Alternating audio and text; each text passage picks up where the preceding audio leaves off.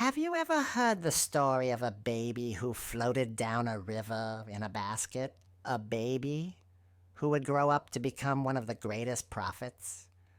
Let me tell you the amazing story of Prophet Musa. Long, long ago in the land of Egypt, there lived a powerful king called Pharaoh. He was very cruel and treated people badly. Pharaoh became worried that the baby boys being born might grow up and challenge his power. So, Pharaoh made a terrible rule. He ordered that all baby boys must be taken away.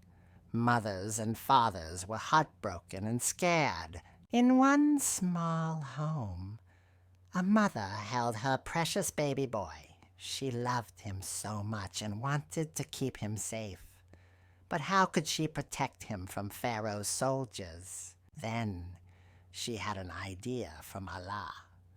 She would make a special basket, waterproof and strong. She gently placed her baby inside, wrapped in soft cloth. With tears in her eyes and prayers in her heart, she placed the basket in the River Nile. The basket floated gently down the river, bobbing on the waves. The baby was safe inside, protected by Allah's plan. The river carried the basket along, past the reeds and palm trees.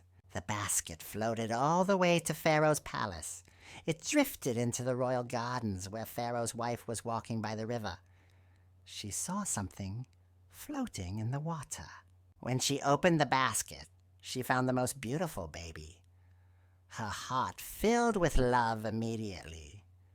Even though Pharaoh had ordered baby boys to be taken away, his wife begged him to let her keep this special child.